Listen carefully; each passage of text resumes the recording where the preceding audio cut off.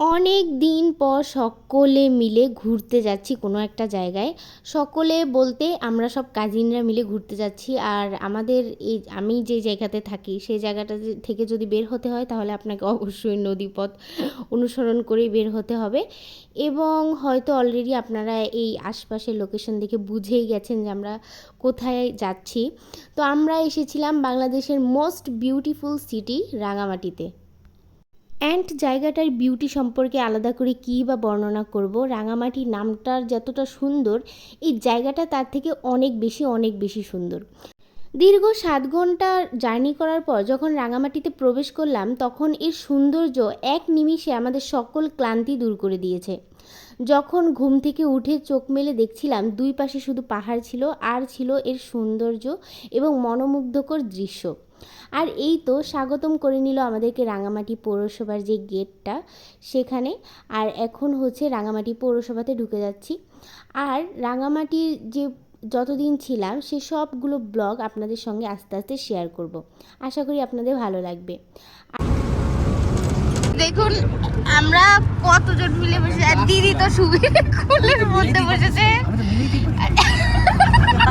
আমার কোলে প্রসিদ্ধ।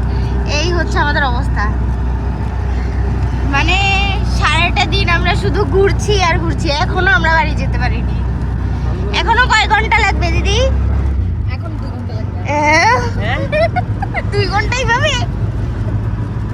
আমরা হচ্ছে দীর্ঘ প্রায় 6 ঘন্টার মতো জার্নি করেছি। আর এখন আমরা হচ্ছে একটা জায়গায় দাঁড়িয়েছি রিফ্রেশমেন্টের জন্য। এই যে উনি এসেই ছবি তোলা আরম্ভ করে দিয়েছে। আর এই যে সকলে ভীষণ টায়ার্ড, কারণ এতক্ষণ আমরা জার্নি করে আসছি। ইগনোর হিম। তো এই যে দেখুন আমার পিছনে কত সুন্দর একটা মাঠ। এটা হচ্ছে গলফ খেলার মাঠ না? হ্যাঁ। তো এখানে দাঁড়িয়েছি আমরা এখন ভীষণ সুন্দর একটা জায়গায় দাঁড়িয়ে আছি, যেটা ভাষায় হয়তো প্রকাশ করা যাবে না। তো সামনের দিকে আরো অনেক সুন্দর সুন্দর জায়গায় ঘুরবো। ঋতু, তোর কেমন ফিল হচ্ছে? খুবই ভালো। এতক্ষণ জার্নি করার পরও ভালো, মানে পাহাড়ের ভিউ দেখে আমার খুব ভালো লাগছে। ও আচ্ছা, ঠিক আছে। তো এখন আমরা এখানে ছবি টবি তুলবো। ফাইনালি গাইস, ফাইনালি আমরা চলে এসেছি। কোথায় এসেছি? फाइनली আমরা চলে এসেছি দেবকুটিরে। তুই চুপ থাক। ये है मेरा ससुराल। ये देखो दीदी का ससुराल। ससुराल गेंदा नहीं तो, ये तो गेंदा फूल नहीं है। চলে এসেছি আমরা দিদির ससुराल में। এই যে ফাইনালি গাইস, এই যে মাসি।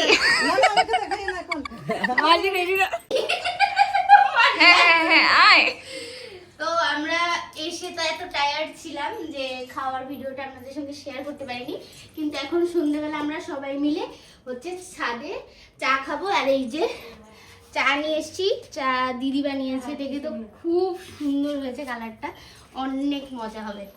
আর সবাই মিলে এখন যাচ্ছি ছাদে। আর বাই দ্য ওয়ে, আমি কিন্তু এখন রাঙামাটি আছি। আমার রাঙামাটি থেকে কে কে আমার ভিডিও দেখেন আপনারা কিন্তু অবশ্যই কমেন্ট করে জানাবেন। এই যে খোলা আকাশের নিচে চলে এসেছি, দারুণ সুন্দর বসন্তের হাওয়া দিচ্ছে কিন্তু।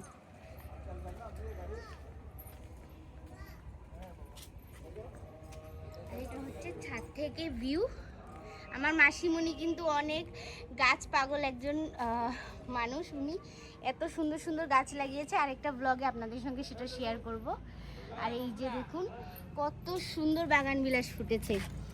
আর এখন এই সন্ধ্যেবেলা আমরা সবাই মিলে ছাদে এখন চা এনজয় করব।